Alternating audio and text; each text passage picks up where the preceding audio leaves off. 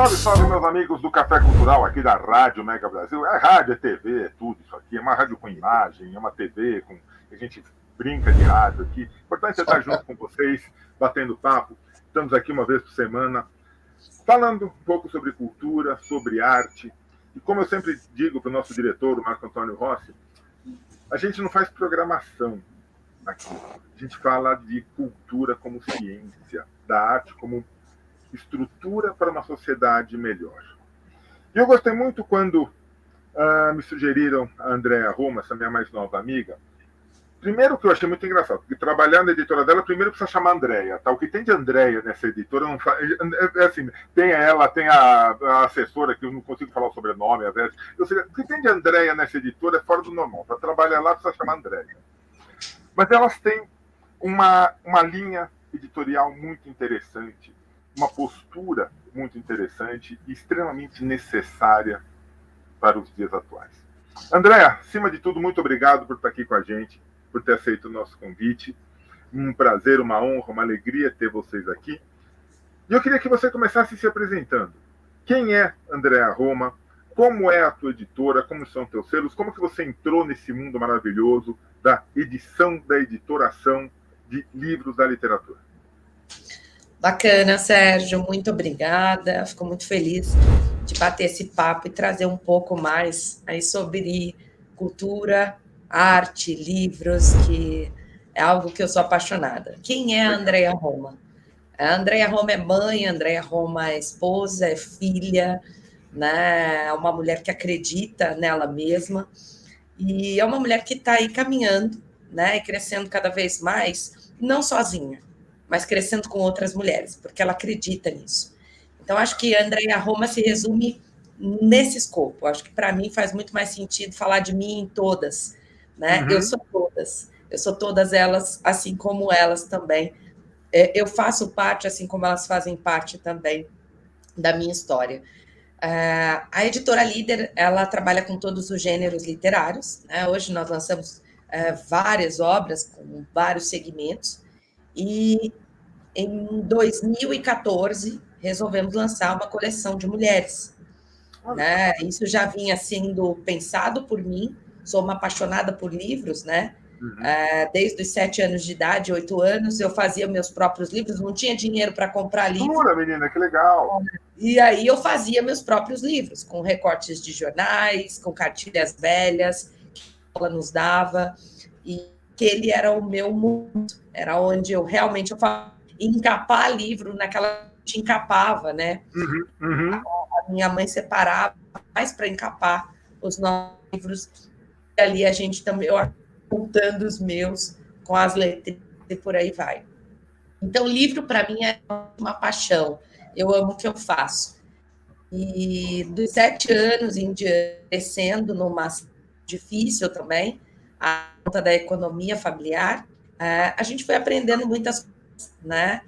E hoje, à frente de uma editora, para mim, uma das maiores realizações, né? Porque um dia eu sonhei, hoje eu realizo.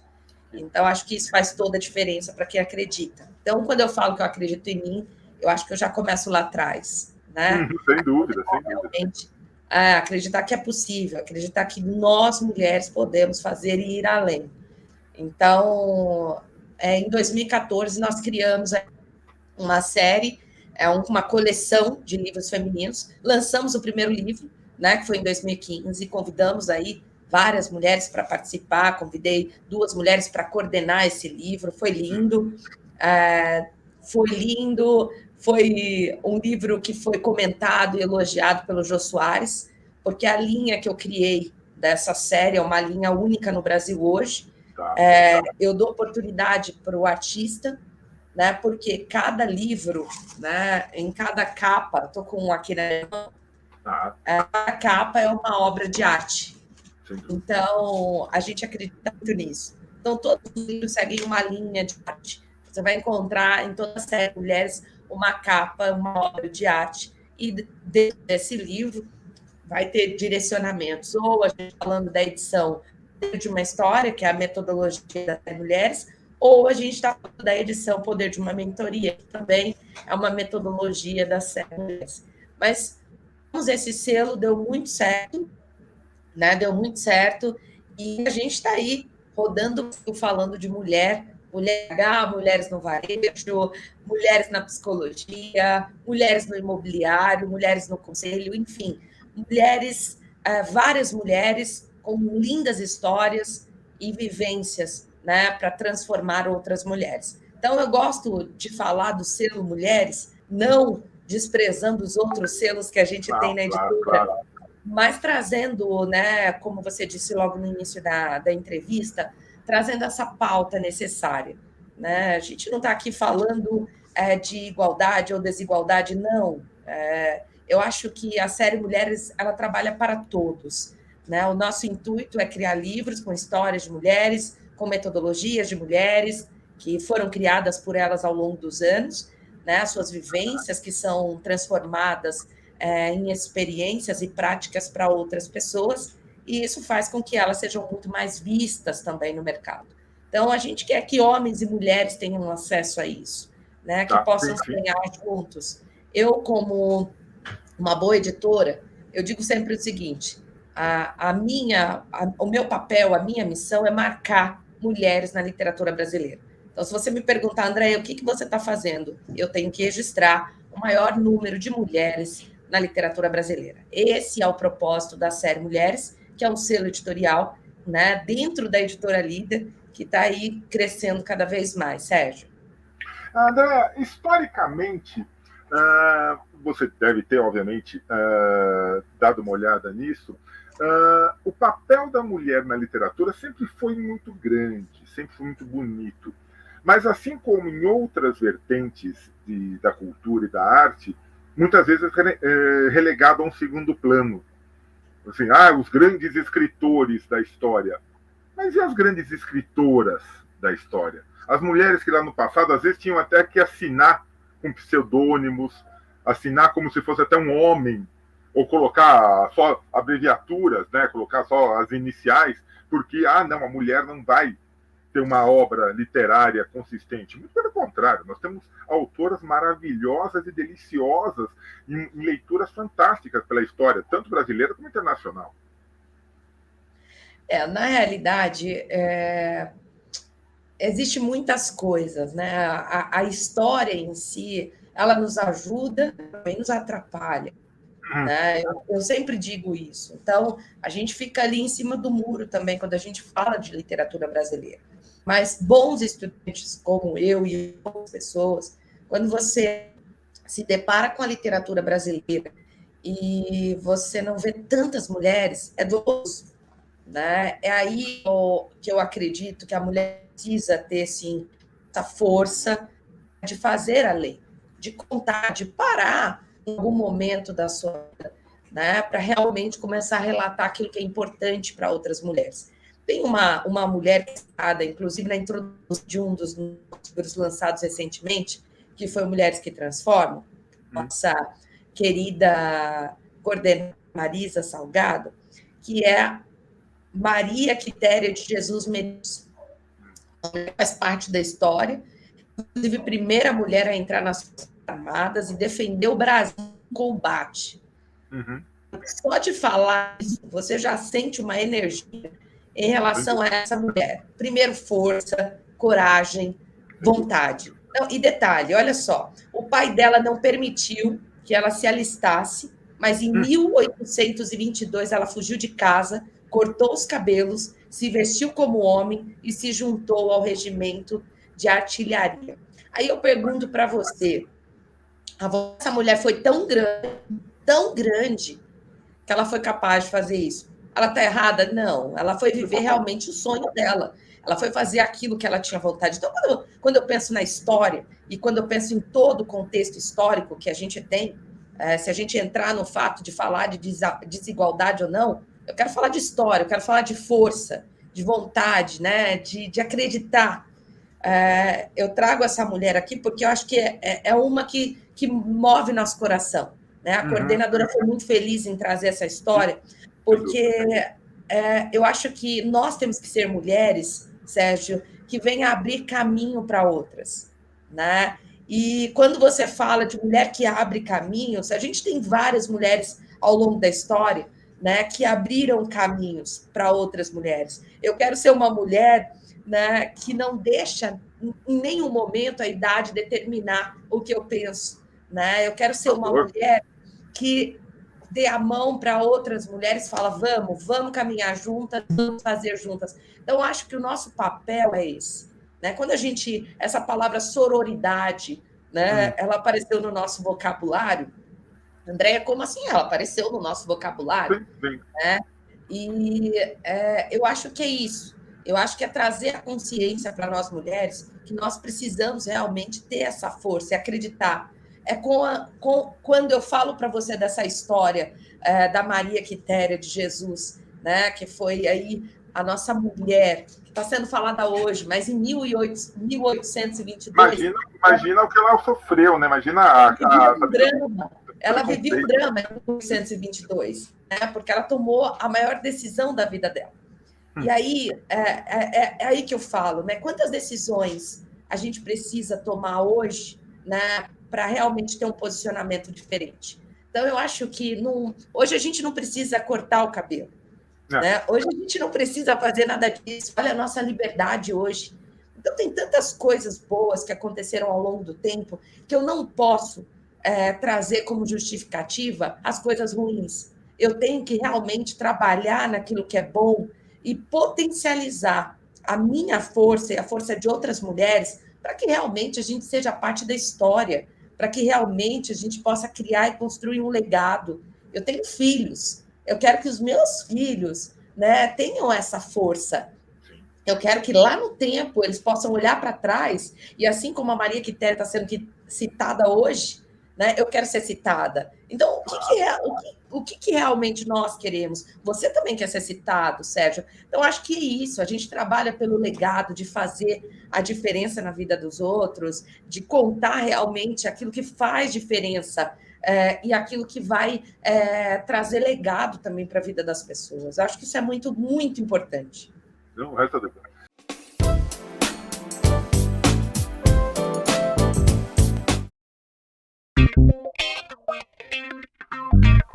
Dor de cabeça na hora de buscar um serviço de comunicação para a sua empresa? Na versão digital do Anuário Mega Brasil de Comunicação Corporativa, você tem acesso às principais agências de comunicação do país. Por meio de um sistema de busca nacional, você consegue selecionar sua pesquisa por especialidades e encontrar a agência que melhor se adequa às suas necessidades.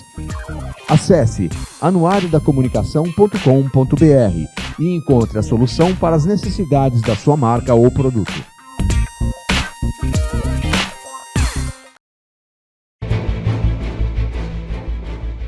A Mega Brasil entra em conexão internacional para debater e analisar a comunicação, a pandemia e os efeitos do coronavírus na sociedade. Conexão Internacional é um programa que traduz diferentes realidades a partir da análise de jornalistas baseados na Europa e nas Américas. Rosana Dias, do Canadá, Maria Luísa Abbott, do Reino Unido, Sandro Rego e José Gabriel Andrade, de Portugal, e Santiago Farrell, da Argentina, formam um time nota 10 de comentaristas comandado por Marco Antônio Rossi.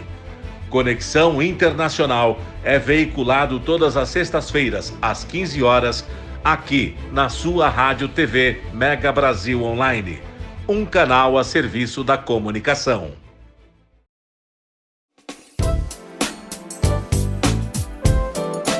André, você acha que a educação brasileira ainda... eu não vou dizer que seja machista ou que seja preconceituosa, mas ela ainda é seletiva nesse ponto de valorizar o papel da mulher na construção social. E como você está falando, você tem livros, vai ter livros de mulheres em diversos segmentos da sociedade, sim, da economia. Você acha que a educação brasileira ainda é, vamos dizer assim, seletiva, para não dizer um termo um pouco mais pesado? Olha, eu vou fugir um pouco da tua resposta. Por favor. E eu vou trazer uma analogia sobre a minha vida, que vai responder aquilo que você quer também, que eu acho que é importante. Quando a gente fala sobre educação no Brasil, é bem complicado, nós sabemos disso, né? infelizmente, tem muitas coisas a melhorar. Né? E se a gente entra nesse âmbito, eu acho que a gente pode seguir alguns direcionamentos não muito legais, porque eu falo que cada um tem o seu papel. Nós temos que ter conscientização que nós hoje, no Brasil, precisamos sim de mudança na educação. Vamos começar pelos professores, né? Vamos começar pelos pais. Né? Quando a gente fala de diversidade, equidade e inclusão, começa lá na minha casa. Sim. Sem dúvida. É o que eu ensino para os meus filhos, é o padrão, é o respeito, é ser uma mãe compliance, como eu falo sempre. Né? Uma mãe que trabalha o quê? Os padrões relacionados à ética, ao respeito e a tudo, né, que estabelece uma boa educação para o meu filho quando ele sai da porta da minha casa. Agora, uma coisa que é bacana quando a gente fala de educação, porque tudo isso está envolvido, eu me lembro que ali aos 8, 9 anos de idade, indo para a escola, eu tinha uma professora que eu adorava, acho que todo mundo teve uma professora que amou. E essa professora era maravilhosa, ela se vestia tão bem, era linda. Me inspirava assim de uma tal forma que eu queria ser também professora. E eu me lembro que, na época, a minha professora sentava sempre nas carteiras da frente. E ela sempre estava conversando com uma outra professora. E aí a minha professora dizia o seguinte para outra professora: nossa, eu não vejo a hora de me aposentar, porque eu vou ser muito mais feliz aposentada. Aos 9 anos de idade, eu ouvia isso quase todos os dias. A professora conversando com outra. E aí, um dia, a minha mãe perguntou para minha filha, né, você está estudando? O que você quer ser quando crescer? Falei, mãe, eu quero aposentar.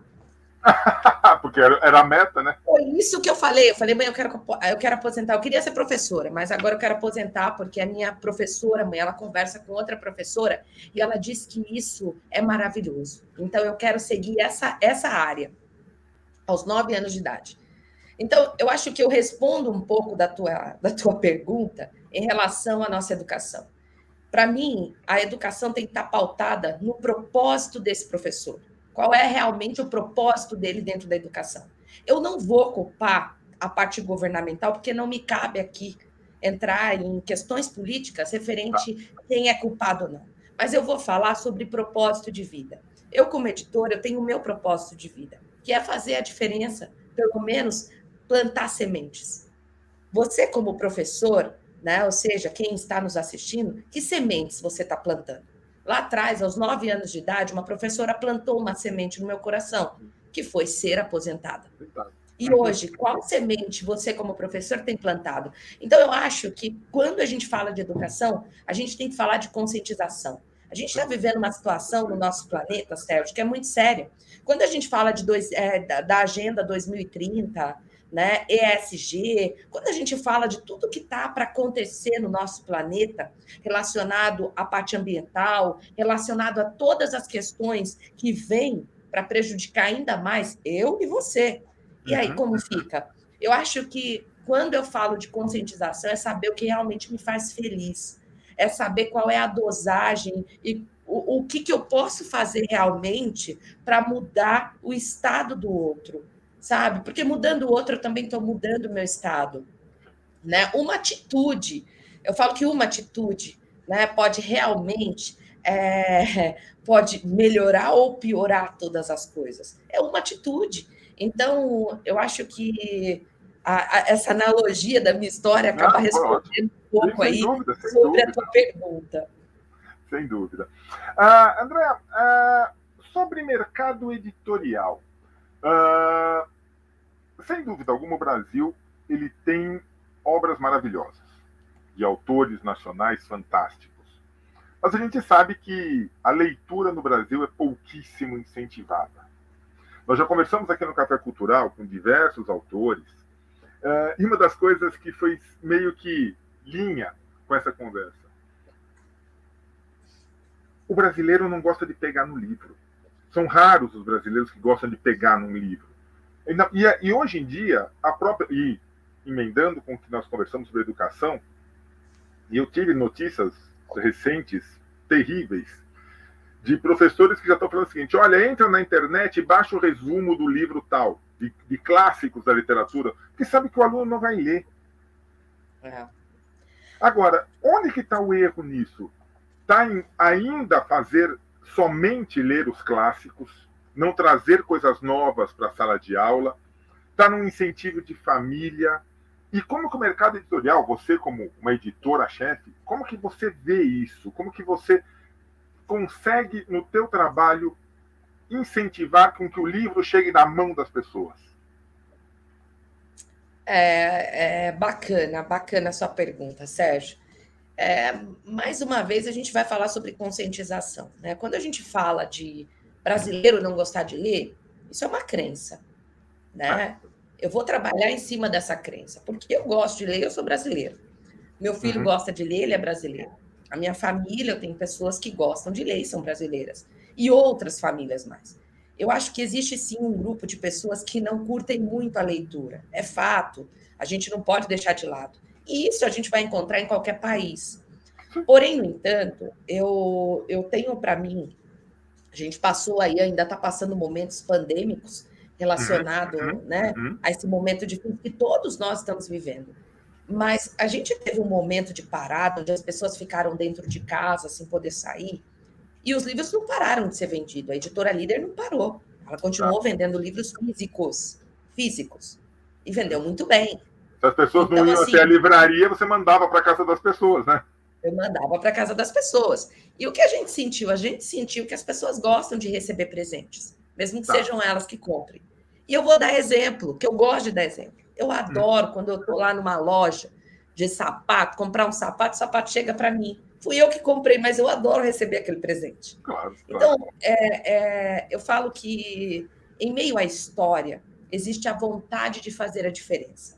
Em meio à história, existe a vontade de realmente deixar um legado. Né? Se eu não me responsabilizar por isso e responsabilizar outras pessoas, isso é muito ruim. Isso é muito ruim. Então, eu digo o seguinte, falta, sim, vontade desse professor de trazer novos assuntos para dentro da sala de aula. Por exemplo, uma pauta que está vindo agora fortemente dentro das salas de aulas, que eu acho que tem que vir mesmo, que é empreendedorismo. É uma vergonha. Um país que é visto lá fora pelo empreendedorismo não ter isso nas escolas. Como assim? Né? Como assim? Você fala de empreendedorismo, nós somos o país que mais empreende, Sérgio, e não ter a pauta empreendedorismo na sala de aula. Eu publiquei um livro recentemente sobre Sou Empreendedor e Agora. E lá eu ensino 6 passos de como uma pessoa pode empreender do zero. Então, assim, isso tem que estar na sala de aula. Né? Isso, o aluno ele tem que ser informado de alguma forma de como fazer e o que ele quer fazer. Né? Então, assim, eu acho que nós precisamos, sim, levar novos assuntos para as salas de aula. Nós precisamos, sim, fazer a diferença nessa questão para que a gente possa, sim, ter outros temas e outras abordagens. Eu acho que, como brasileiros criativos que somos, além de empreendedores, eu acho que as pessoas que estão envolvidas na educação precisam aprender a empreender como professor, a empreender como advogado, a empreender como qualquer área. Eu preciso empreender. E quando eu aprendo a empreender, eu aprendo a ser criativo, eu aprendo a ser proativo, eu aprendo a ter tópicos e temas diferentes. Então, assim, eu sempre vou pautar, Sérgio, a conscientização de despertar dentro de mim, né, o que pode melhorar a vida do outro. Então, para mim, eu acho que precisa, sim, ser levado novas pautas. Né? E vou te falar, eu tenho muitos jovens que fazem a leitura dos livros, não só da série Mulheres, mas de outros livros, e que adoram. Então, assim, eu acho que a gente precisa, nós, professores, enfim, todos, a gente precisa realmente pegar um livro, por exemplo, aqui. Eu vou dar como exemplo que a gente está falando sobre o tema da série Mulheres. Está aqui, ó. Mulheres que Transformam.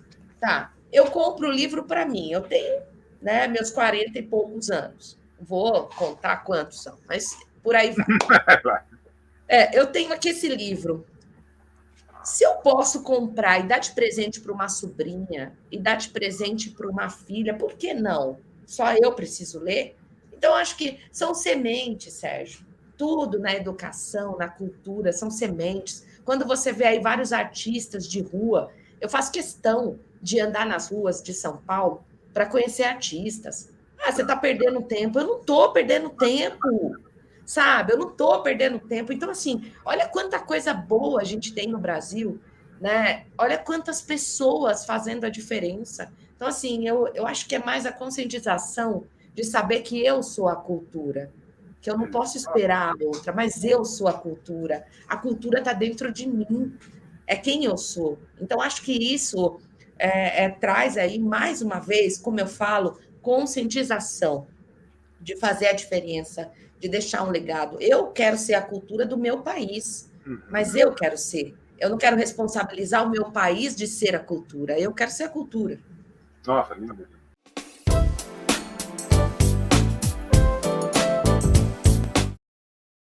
Coronavírus, o que você precisa saber e fazer. Antes de compartilhar mensagens de saúde, confirme se elas são verdadeiras no canal de WhatsApp Saúde Sem Fake News. Siga as orientações do Ministério da Saúde pelo site saude.gov.br/coronavírus.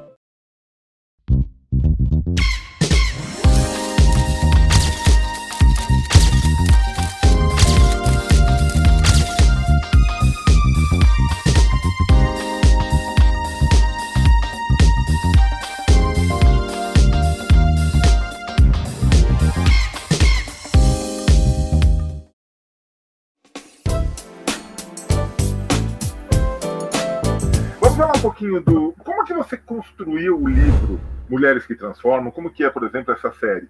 Você conta a história das mulheres ou você tem um roteiro, você tem uma trama e insere essas mulheres como exemplos? Então, olha só. A série Mulheres, como eu te falei logo no início, ela tem 2 metodologias hoje. Tá? O selo editorial Série Mulheres, ele é registrado em mais de 170 países, tá, Sérgio?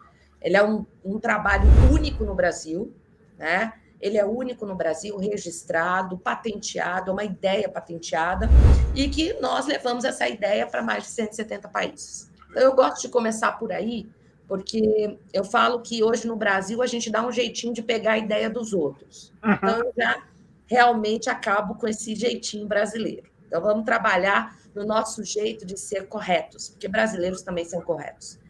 Então, a gente traz a série Mulheres pautada numa apresentação diferenciada. Então, o selo editorial ele tem 2 pautas. A primeira pauta é o livro que está aqui comigo, Mulheres que Transformam, Poder de uma História. A edição Poder de uma História é aquela edição que a gente vai lançar vários e vários livros, volume 1, volume 2, volume 3, só contando histórias de mulheres. Tá. Andréia, quem é que conta? Elas. Qual é o desafio? Primeiro, nós selecionamos quem nós queremos para o livro. Então, a gente faz uma seleção, em média de 200, 300 mulheres que a gente pega no mercado e a gente seleciona para quem a gente vai direcionar o convite do livro. Então, esse é o primeiro ponto. Segundo ponto que a gente trabalha, a gente desafia essa mulher a escrever. Então, a gente monta um roteiro jornalístico, né, no qual eu faço parte de todas as idealizações dos roteiros. Então, a gente monta esse roteiro, a gente estrutura conforme a linguagem do livro e a gente traz esse roteiro para essa mulher. O que é bacana, eu sou da área comportamental. Então, o roteiro que a gente traz é um roteiro que trabalha essa mulher internamente. Então, a gente vai trabalhar a identidade dela, a gente vai trabalhar as crenças e valores, a gente vai trabalhar o ambiente dela. Então, a gente vai trabalhar todo esse escopo para fazer com que ela consiga enxergar o caminho dela ao longo do tempo. Tá? Então, todas as mulheres têm esse contato com a gente. Então, acho que é por isso que fica muito bacana participar. Dinâmico, fica ativo, né? Muito dinâmico. Então, essa é a primeira edição. A segunda edição, né, ou seja, a metodologia, a edição Poder de uma Mentoria, é onde a gente lança não só livros como a edição Poder de uma História, mas a gente traz edição Poder de uma Mentoria. Né? Eu falo que quando eu identifico em mim o poder da minha história, eu aprendo que eu preciso compartilhar o que eu sei com o outro. E aí é onde entra a edição Poder de uma Mentoria, que é onde eu vou ensinar você a fazer o que eu faço. porque eu vou partir um dia, assim como todo mundo que está aqui nos assistindo. E aí eu deixo o quê? Então, a gente realmente desafia mulheres, através de um roteiro jornalístico, a trazer o que elas fazem de melhor. Então, elas vão escolher matemática e a gente vai trabalhar didaticamente, onde ela vai subir ao palco, como eu digo sempre. Eu vou fazer com que ela se imagine subindo ao palco e comece a ensinar outras pessoas, através da escrita. Então, isso tudo é um projeto muito bem direcionado, né, roteirizado aí, com um grupo, uma equipe bacana, né, que faz esse trabalho com a gente. Que legal. E, na verdade, assim, a gente tem que prestar atenção no tempo verbal, né? O livro chama-se Mulheres que Transformam, não que transformaram. Sim. Ou seja, são pessoas atuais, são figuras atuais que estão transformando. Não, e é legal mostrar isso, porque é muito fácil, quer dizer, muito fácil, entre 50 mil aspas, por favor. Eu vou lá numa biblioteca e eu pesquiso figuras históricas, que tem um monte. Mas como trazer a figura real, a figura atual? Aquela mulher que eu posso estar andando na rua e cruzar com ela, né? Eu posso assistir TV e de repente ver uma entrevista dela, eu posso ir num trabalho dela. Ou seja, aquelas pessoas assim, poxa, eu posso ter contato com essa pessoa hoje em dia. Ela é uma pessoa tão transformadora quanto eu posso vir a ser. Sim, sim. É muito gostoso, Sérgio, que você traz para os meus ouvidos, porque é isso que a gente traz com a série Mulheres. Você sabe que quando eu mando o convite para essa mulher, ela entra em contato comigo, é muito legal. E algumas entram em contato e falam assim, Andréia, mas a minha história, é assim, é muito legal. Mas a minha história, você realmente acha que eu posso contar a minha história? Eu falo, não acho, você deve. Então, Sérgio, olha o quanto de transformação você já causou ali com aquele convite. Olha o impacto, porque é você mostrar para essa mulher o tamanho da história dela, né? Então, assim, eu falo que o nosso primeiro desentrave, vamos colocar assim, a primeira crença que cai é se descobrir e mostrar quem você é, né? Quantas pessoas escondem a sua própria história? Eu nunca escondi a minha, Sérgio. Vim de uma família humilde, né? Amo a minha família, amo a comunidade que eu vivi, que eu vivo, que eu faço parte. Eu falo, gente, peraí, né? O quanto realmente você está disposto a se envolver, a ser semente para a vida das pessoas. Então, é a tua história, é um pedaço de você. Você não deixa isso. Você não vai embora e deixa a tua história. Você leva ela com você, né? Então, eu acho que é muito bonito quando você reconhece, né, o poder que tem a tua história, né? O poder que ela reflete em você para as outras pessoas. Nós somos espelho, né? E isso é muito importante. Chega um momento da nossa vida que a gente tem que pensar realmente o que as pessoas veem quando elas olham para nós, né? Então, eu acho que essa é uma das descobertas da mulher, quando ela recebe o convite, quando ela diz, olha, será que eu conto a minha história? Às vezes, quando eu vou dar um feedback sobre história, e eu passo para elas relativamente a estrutura de como está a história delas, elas, André, mas tem certeza que eu fiz tudo isso? Eu falei, Fê. Não, você sabe o que é legal? São mulheres que não são autoras profissionais. Sim. Não são autoras, mas o que eu digo sempre, a autora está dentro de você. É fato. Nós somos autoras da nossa vida, né? Eu falo que você já é autora da sua vida. Então, e esse é o melhor roteiro de todos, né? E é o melhor roteiro do mundo. Eu falo que o maior... Eu falo, gente, o seu best-seller é você mesmo. Para de achar que você... Não, é você mesmo. Eu não faço nada diferente de todo mundo. Gente, cada um é único. Cada uma é única. Total. E aí não tem como não ser um sucesso. Minha amiga, pena que meia hora passa muito rápido, viu? Mas olha, eu vou encher a tua xará aí para você voltar.